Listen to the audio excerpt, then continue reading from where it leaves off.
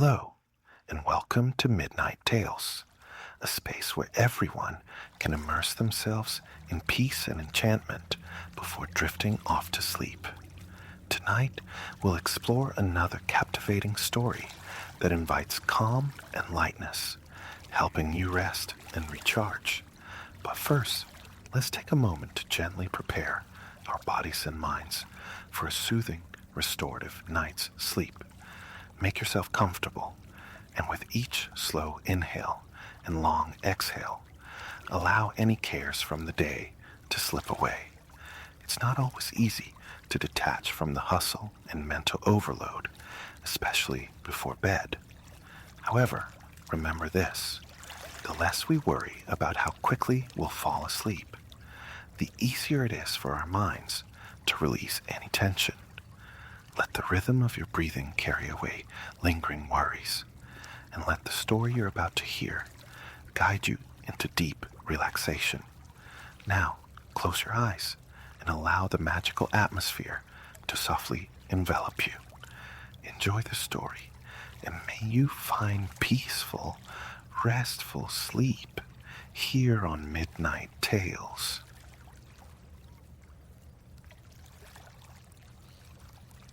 Clara claimed a small table tucked into the bakery's corner, a perch beside the window. Outside, the late afternoon sky nursed a choleric temper.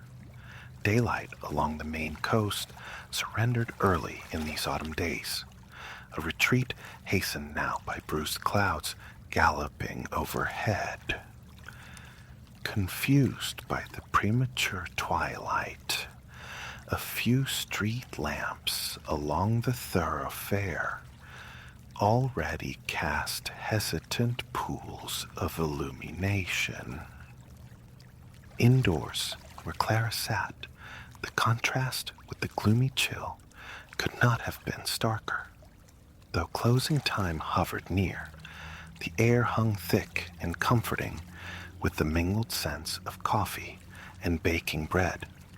The shop breathed quietude, nearly deserted save for a scattering of patrons securing last-minute provisions. A woman vanished through the door, clutching a box of delicate cookies, destined perhaps for an intimate supper gathering. Periodically, the coffee machine sighed a plume of steam, its own contribution to the ambient warmth. Through the window pane, Clara watched Main Street's storefronts gleam against the deepening murk. A town-wide competition seemed underway, judging by the whimsically garbed straw figures sheltered in various doorways, cheerful sentinels guarding the threshold of Halloween. They looked entirely at ease amidst the tiny, swirling cyclones of leaves that materialized in their alcoves. Around them, October's final foliage relinquished its hold, taking flight on the wind. Clara found herself back in this region, territory first scouted during the summer, while delving into the lore of the Rockland Breakwater Light. A devotee of lighthouses her entire life, she had spent months intermittently tracing the Maine coastline, paying homage to its historical beacons. That previous journey, however, had been curtailed by time's constraints and other pressing demands, leaving parts of her itinerary unfulfilled. Discovering her route would bring her nearby once more felt like a serendipitous chance to finally explore the Maine Lighthouse Museum before continuing onward. The adjacent Owl's Head Light also beckoned, famed for possessing one of Maine's last operational Fresnel lenses, and reportedly a vista of breathtaking beauty. The museum's website proclaimed it the nation's largest repository of its kind, housing an immense collection: lenses, foghorns, relics of maritime vigilance. After months immersed in research, encountering these artifacts firsthand. Absorbing the detailed histories felt profoundly satisfying. Models of renowned lighthouses she'd studied or visited stood in miniature grandeur. Yet it was always the chronicles of the keepers, their lives interwoven with duty and isolation, that captivated her most. She had lingered far longer than anticipated, wandering the exhibits in blissful solitude. The tourist tide had ebbed. Retrospectively, her timing was perfect. Emerging from the museum's quietude into wind-lashed streets had been jarring. Seeking refuge in this bakery felt like a natural consequence. Her lodging for the night, an inn situated just outside town, wasn't ready for check-in yet. A cup of sweet, milky tea offered the ideal pretext to burrow into a welcoming corner of this charming local haven before venturing down the peninsula. The bell above the bakery door chimed brightly as another late customer offered a waved farewell to the staff and slipped into the October cold. Pulled from her thoughts, Clara knew her own departure was imminent. She took another sip of tea, then retrieved a small notebook from her bag, intending to refresh her memory on the particulars of Owl's Head Light before tomorrow's visit. She nodded, mentally ticking off the details. Commissioned in 1825 under President John Quincy Adams's authority. Positioned strategically on a peninsula thrusting into Penobscot Bay, just east of Rockland. Like many of its contemporaries, Owl's Head was initially fashioned from rubble stone, a likely cost-saving measure, but its swift deterioration necessitated a sturdier brick reconstruction in 1852.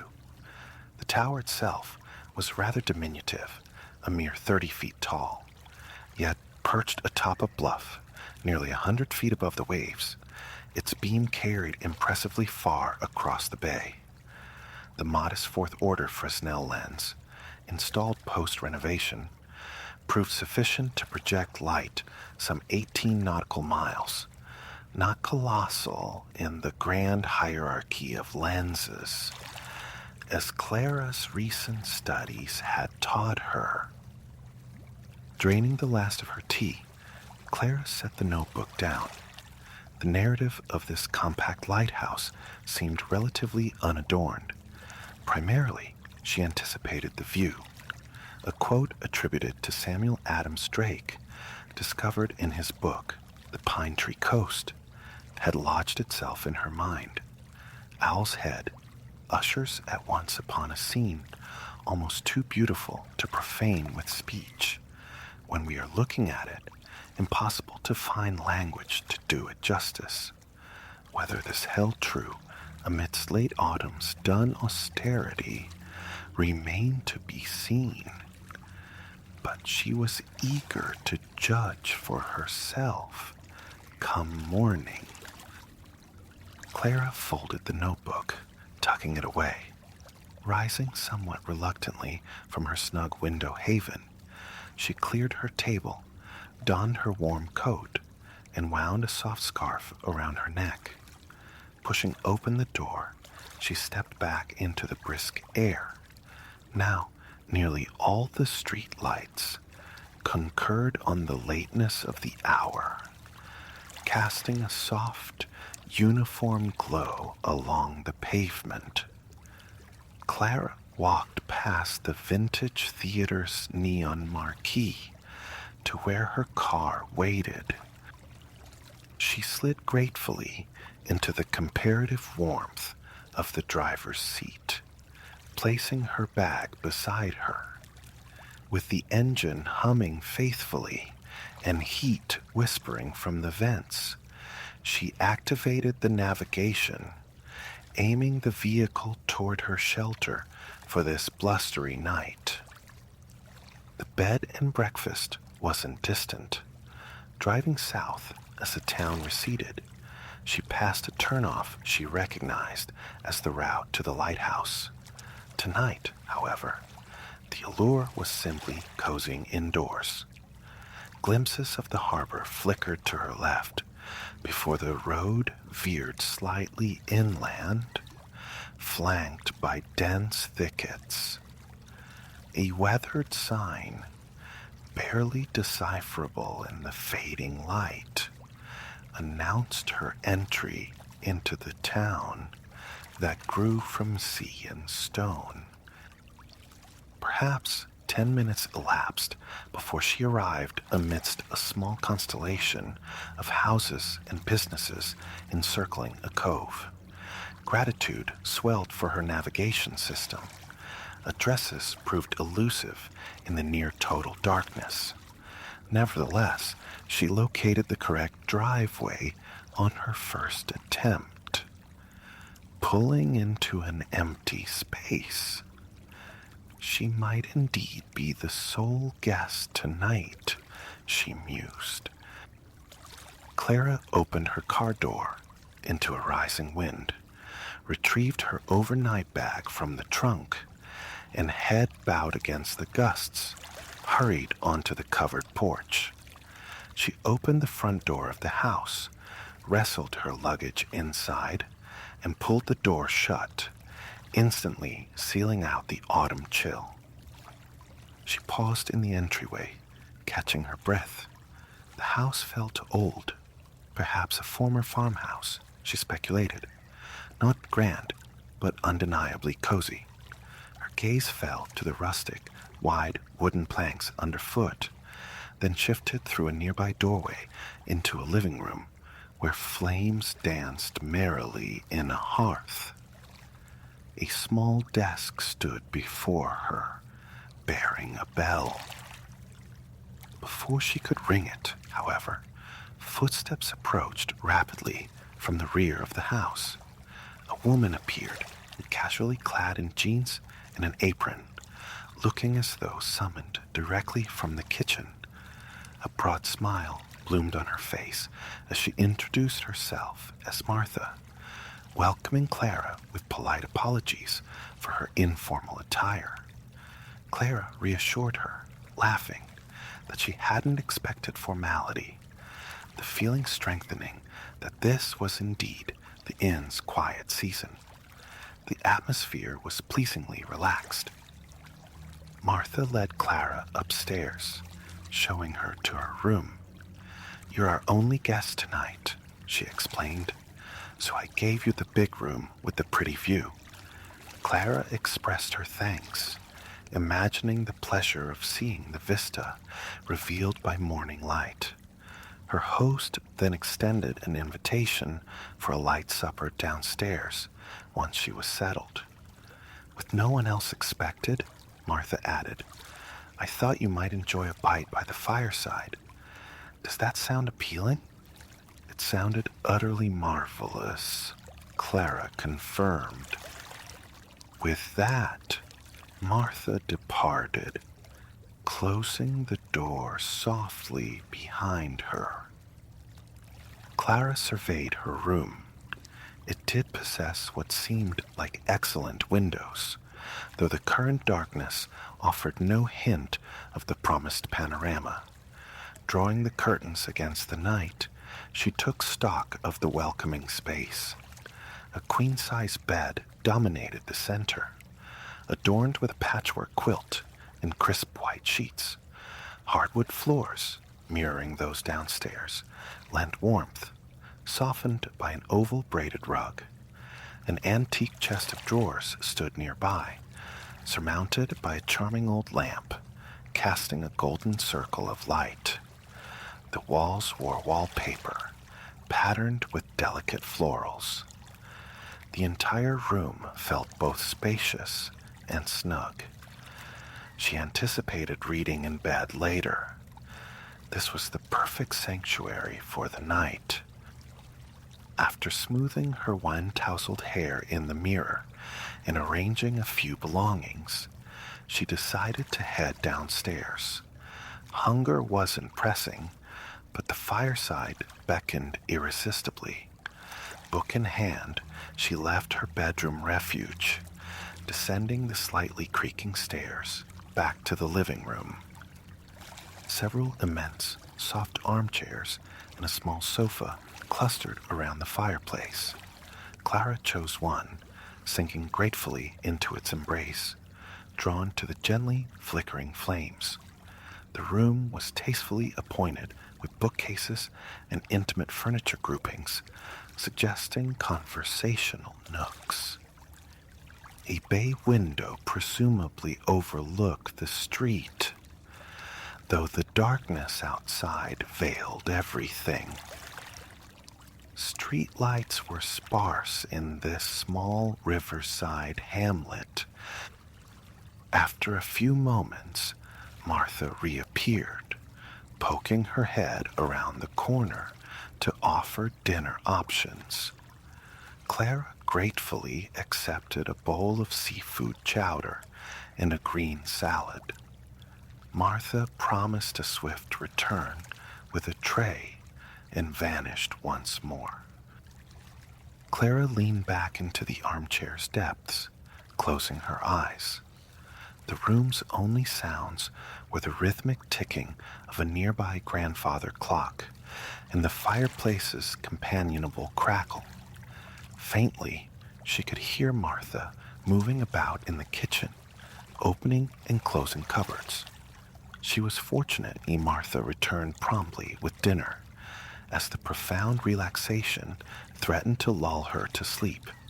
As it was, a standing tray bearing hot soup, oyster crackers, and a delicate salad materialized before her, just before drowsiness could claim her. While waiting for the soup to cool slightly, Clara inquired if Martha would be dining as well.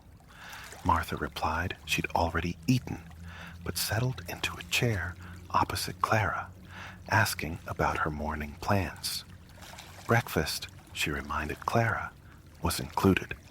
In discussing the details, Clara mentioned her lighthouse visit and her hopes for clear weather. Martha nodded approvingly, affirming the trip's worthiness. Of course, this time of year, you'll only see the lighthouse exterior. Tours aren't running tomorrow. She paused, then added, but the legends are really the best part. Clara froze, spoon midway to her mouth, an eyebrow arched. Legends? She echoed. Such as? Martha leaned forward, eyes twinkling. You mean to tell me you've come all this way without knowing about the ghosts? Claire's research into coastal lighthouses had covered histories, keepers, even equipment specifications, but hauntings were new territory. Intrigued, she broke open her packet of oyster crackers and prompted Martha to elaborate. Settling back, Martha nodded as if merely awaiting the invitation. With the fire casting animate shadows and the wind keening at the windows, she began. The thing is, Martha started, both ghosts said to haunt the lighthouse are quite helpful. Anyone familiar with the keepers and their profound dedication knows they took their duties with utmost seriousness. Nothing deterred them from their tasks, regardless of obstacles. For some, I suppose, that devotion extended into watching over the light permanently. Two benevolent spirits are said to still guard Owl's Head Light. The first is a former keeper, though his exact identity remains uncertain. Clara realized she was still poised with a spoonful of chowder. She finished the bite, momentarily distracted by the soup's absolute deliciousness. Swallowing the rich, flavorful broth, she dipped her spoon again, awaiting Martha's continuation.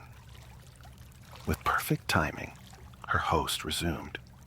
Tales abound of footprints discovered in the snow leading to the lighthouse, described as belonging to workmen's boots. Now, you might think, what's unusual about that? Any man could walk there. But here's the peculiarity. The footprints only ever lead towards the tower.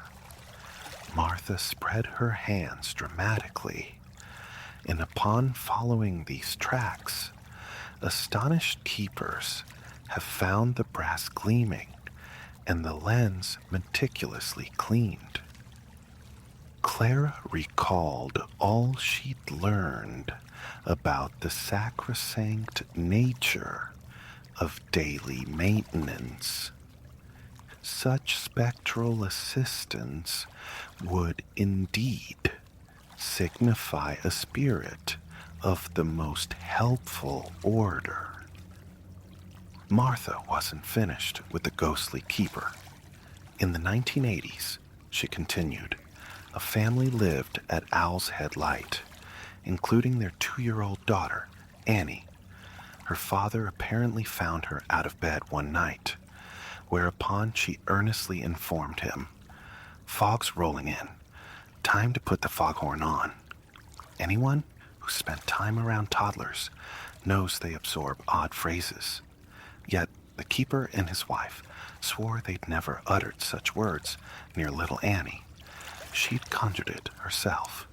Martha held up a finger. For years, within the keeper's house, Annie casually mentioned the presence of a bearded man in a blue coat and seaman's cap.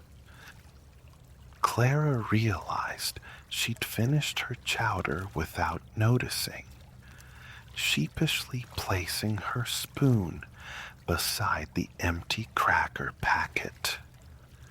The spectral keeper was compelling enough, but curiosity about the second spirit now piqued. Martha didn't keep her waiting. Of course, anyone who understands lighthouse keeping knows it often required help from wives, even children. Clara nodded.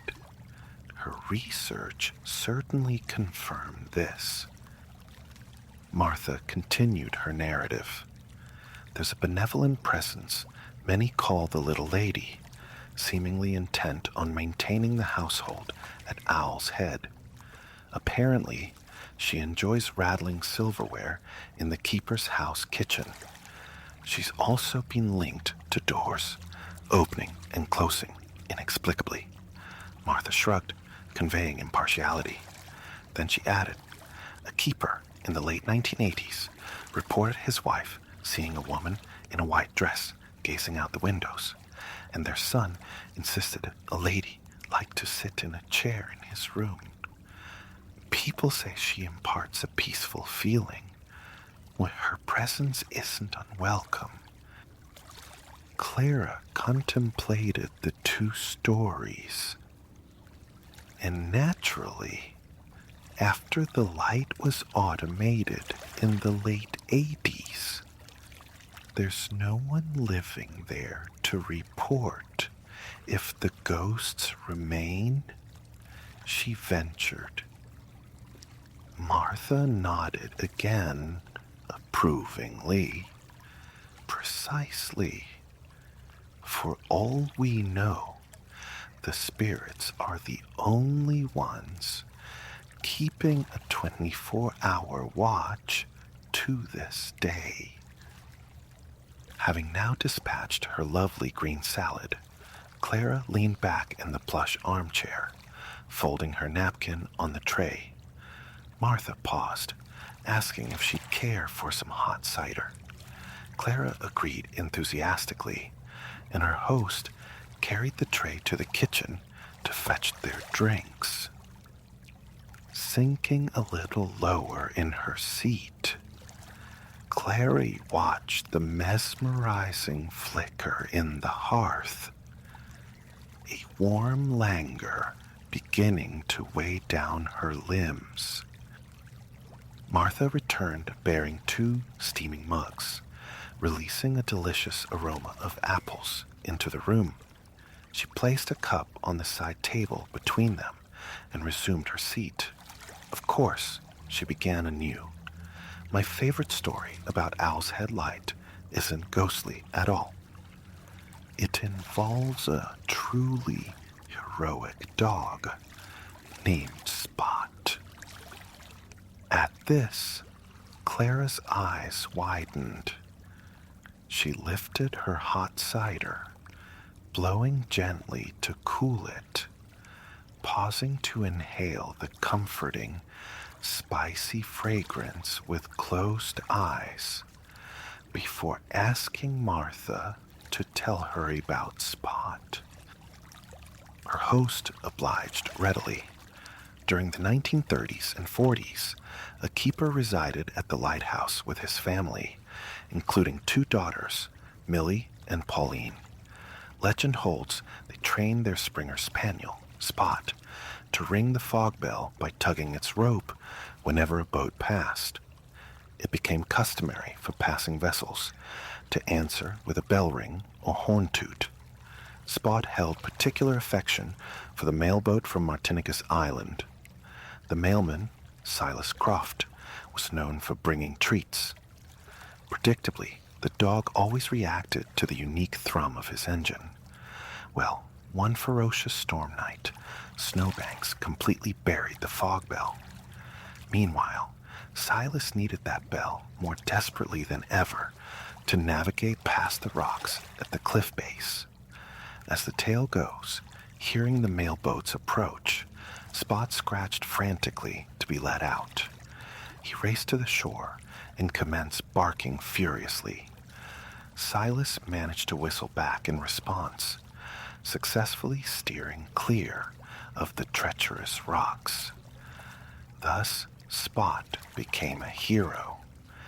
He's no phantom, but you'll find him immortalized at the lighthouse. A plaque commemorates him there. Such a very good boy. Martha smiled at the image of the plucky spaniel sipping her cider. Clara smiled too. She savored the last of her steaming drink, setting the mug down. Leaning her head back against the chair, she regarded the fireplace thoughtfully. I'm so glad I heard these stories before visiting, she said to Martha. And to think, all I was anticipating was a view. Martha chuckled in accord. You'll likely have the place entirely to yourself this time of year, she remarked. You can visit Spot's memorial in peace, and the weather forecast looks promising for tomorrow. Both women glanced towards the rattling window panes, sitting in companionable silence for a moment, listening to the old house creak comfortably around them. Sensing the perfect moment for departure, perhaps, Martha rose and collected their empty mugs. She informed Clara that warm muffins and fruit would await her in the kitchen any time after 7 a.m. With a kind nod and a wish for a good night, she disappeared once more towards the back of the house. The fire's warmth and the chair's embrace made the prospect of climbing the stairs unappealing, yet the comfortable bed beckoned. Eventually, Claire roused herself from her spot in the sitting room and ascended quietly. The hour wasn't excessively late, but the profound darkness and wild weather outside lent bedtime an extra allure. Changed into pajamas, teeth brushed, Clara gratefully pulled back the cheerful quilt, nestling into the crisp white sheets. The bed was immensely comfortable. She tucked the covers snugly under her arms, stretching luxuriously towards the foot of the mattress with a contented exhale. A brief attempt to read proved futile. Words soon blurred. Within minutes, she surrendered the effort to remain awake. Switching off the lamp, she drifted onto a sea of dreams, lulled asleep by the gentle percussion of tree branches against the window pane. Restful. That night, Clara dreamt of her pilgrimage to the little white Owl's Head lighthouse. In sleep's theater, she awoke to a sun-drenched autumn morning. Her imagined window view revealed a glittering river meeting the Gulf of Maine beyond the village, sunlight executing a merry ballet upon the deepest blue water she had ever conceived. In this lucid dream, she descended to the sun-soaked farmhouse kitchen to discover a basket of warm, crumbly muffins awaiting her, alongside a steaming mug of coffee. She savored each bite, the exquisite fusion of blueberries and the pearl sugar crusting the baked treats. Coffee steam wove through sunbeams at the kitchen table, fortifying her against the crisp autumn air anticipated outdoors. Then, with the fluid logic of dreams, she was suddenly in her car, luggage neatly stowed. She navigated a road leading north towards Owl's Head State Park. Dense stands of trees flowed past, some evergreen, others clinging to the last russet vestiges of autumn foliage upon sparsely clad limbs. Sunlight probed eagerly between them, claiming newly vacant spaces for the winter. Nearing her destination, the harbor water sparkled to her left. Small boats chugged purposefully away from town on their daily errands. And then, arrival. She parked in a lot utterly devoid of other visitors. Stepping into the October air, Clara followed a wide gravel path. To one side, the height of the promontory was evident. To her right, glimpses of the bay shimmered between trees, promising the sweeping vistas yet to unfold. The lighthouse materialized before her. A neat keeper's cottage stood sentinel to her left, while the bright white brick tower of Owl's Head Light crowned a steep ascent. Stairs zigzagged abruptly upwards, an invitation to climb towards the heavens. She ascended slowly, turned at the summit, and released a sigh of pure contentment. The panorama unfurled exactly as magnificent as hoped. The grassy hillside faded to autumnal golds and rusts, yielded to the craggy headland plunging into the water. Beyond lay an expanse of churning depths, aqua and sapphire, stretching from horizon to horizon. In the distance, through dissipating morning mist, land masses emerged like hazy apparitions. Peninsulas? Islands? Clara couldn't discern. She knew only this. In that breathtaking and luminous moment, enveloped by the bracing, salty breeze, She was weaving herself into the tapestry of Owl's Head's history. Drifting effortlessly through her dreamscape, she stood there for a minute, perhaps an hour.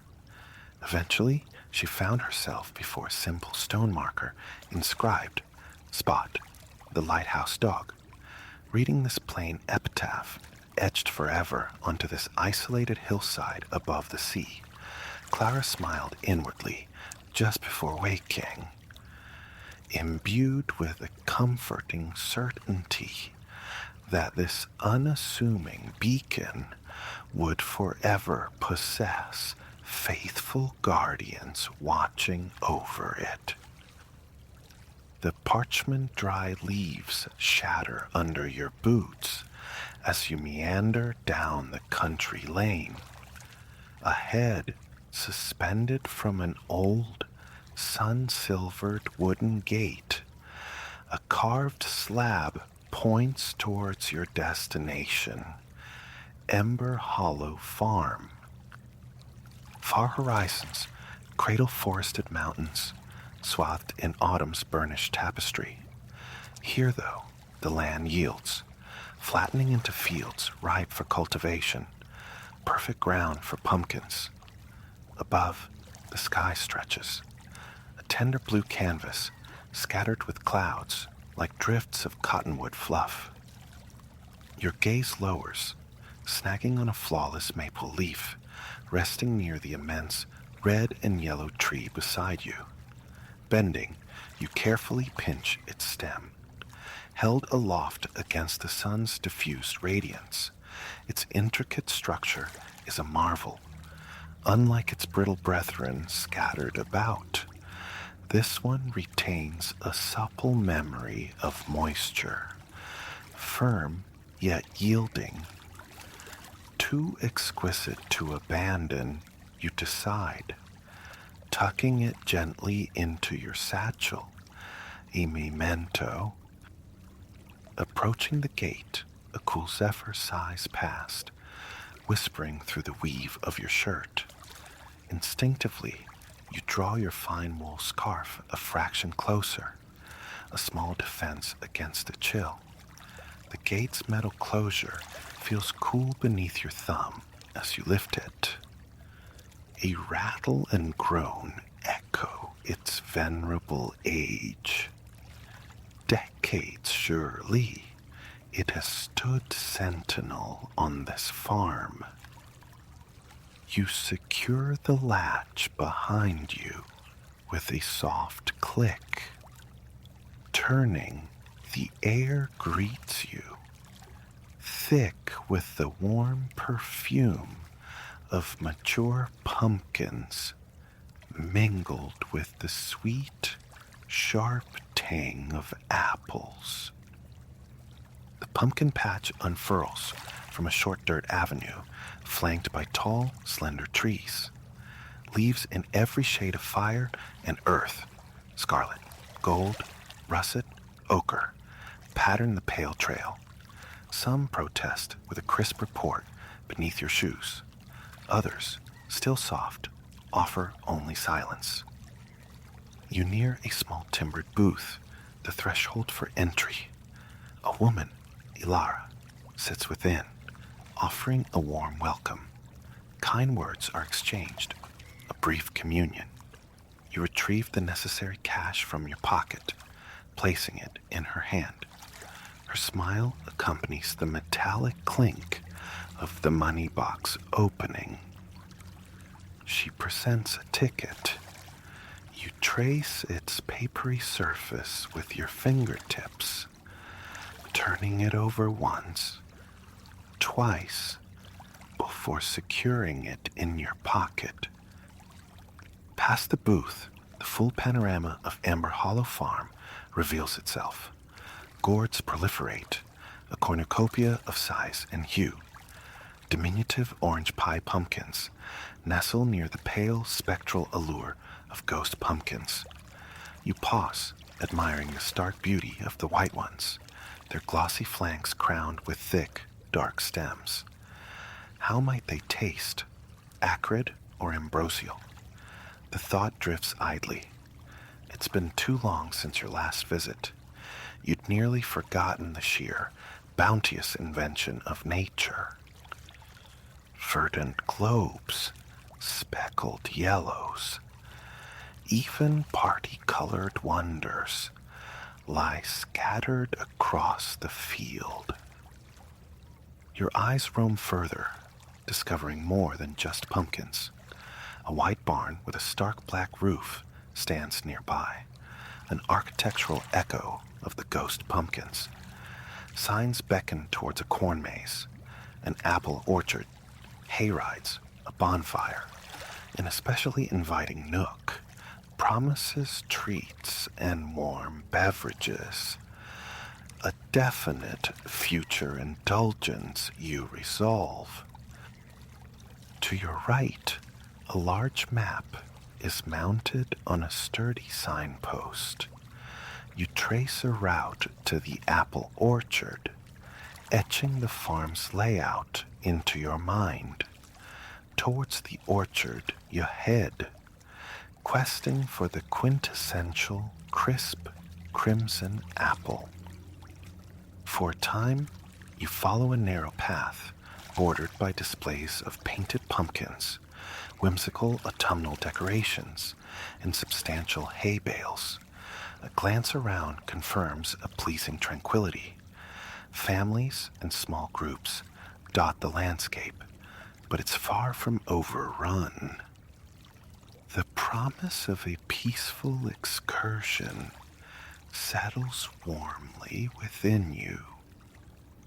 Soon you arrive. The orchard is intimate, perhaps a dozen trees strong, yet each limb drips with plump, ruby fruit and leaves of startling vibrancy. Both apples and leaves form a scattered carpet upon the faded grass beneath.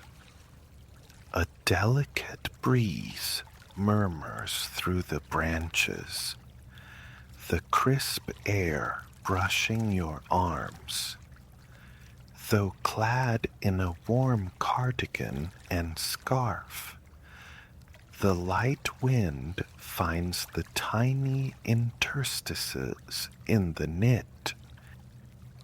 Yet, bathed in the gentle autumn sun, cocooned in wool, a profound sense of cozy comfort envelops you. Wandering slowly, you witness a gleaming red apple detach itself from a branch just ahead. It strikes the ground softly, bouncing once before settling into a drift of leaves. Intrigued, you approach. Leaves rustle like secrets, whispered as your hand delves into the pile. The apple feels solid, cool in your palm. You turn it, scrutinizing its surface for blemishes, but find none. Glossy, smooth, perfectly ripe. Surely this fruit was destined for you. Exiting the orchard along another dusky path, you encounter a cluster of wooden signs, arrows pointing divergently. One declares, "Candied apples." You had envisioned savoring a simple, unadorned apple, but now a new craving stirs. Fruit clutched firmly, you follow the arrow's directive. A minute or two of walking brings you to the stand. Here, freshly prepared candied and caramel apples gleam, adorned with various toppings. Yet, the option to craft your own exists. After a brief chat with Silas, the easygoing farmer presiding over the booth, he hands you a pointed wooden stick. Carefully, you impale the apple, driving the stick through its base into the core. Assured of its secure perch, You slowly submerge it into a vat of molten caramel. The intoxicating scent of smoky, liquefied sugar ascends, and the viscous, hot fluid cascades over the apple's skin. Your mouth waters in anticipation.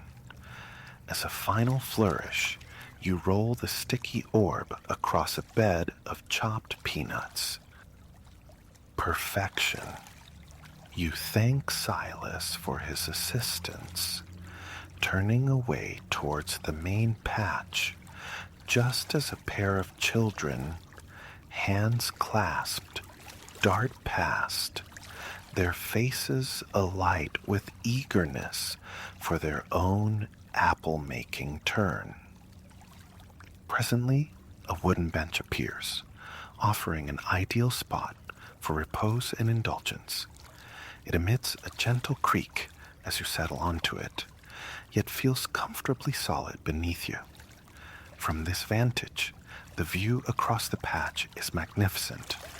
A straw scarecrow, clad in linen overalls, stands sentinel amidst hundreds of orange pumpkins, a mosaic of large and small spheres. Lowering your gaze to the caramel apple, you rotate it slowly, admiring your handiwork. Its shiny coat reflects the soft afternoon light and the singular branch of a maple tree arching behind you. Raising it to your lips, you carefully breach the sweet shell. The taste is exactly as memory promised, perhaps even better. You linger on the bench, absorbing the pumpkin kingdom spread before you. In the distance, the jagged line of mountains intersects with an uneven horizon of ripe orange gourds. From this perspective, a chaotic jumble of curly and straight stems seems to prick the skyline. The very air breathes autumn. Whispers of cinnamon and apple intertwine with the earthy fragrances of caramel and pumpkin spice, layered over notes of fallen leaves, rich soil, and dry straw. Every element of this moment conspires to create a feeling of encompassing warmth and ease. The urge to select your own pumpkin stirs, but you quell it for now. Carrying a heavy gourd seems premature, with so much yet unexplored. Instead, you simply contemplate the possibilities. Which shape, which size, would best suit your purpose? Your gaze drifts across the patch, observing the quiet ballet of visitors. Families, couples, solitary figures wander through rows of vines and earth. Cameras click, capturing moments. Hands reach down, turning pumpkins, faces alight with curiosity. Small red wagons, fairy children clutching prized gourds, while others carry their chosen squashes tucked securely under an arm.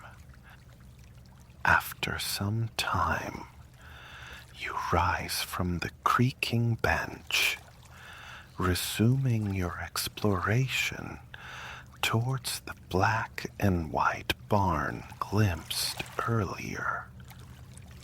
It lies just beyond the orchard you recently departed.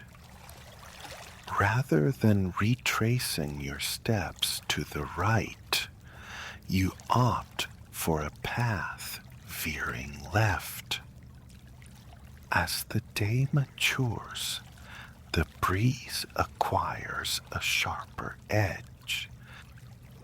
You fasten another button on your cardigan, seeking greater warmth, a snugger embrace against the cooling air.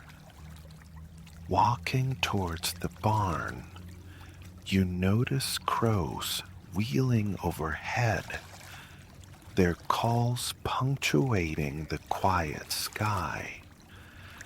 You look up, admiring the way the lowering autumnal sun bleeds through the thinning clouds. Another left turn, and you arrive at the quaint barn, centrally located within the patch. It serves as an informal hub, a meeting point for farm staff and visitors alike. You spot two farmers, Jonas and Finn, one with a foot propped casually against the barn wall, deep in conversation. Periodically, each raises a steaming mug, held cupped in both hands. One man wears loose overalls over a brown plaid shirt. The other, blue jeans and a simple tucked-in shirt.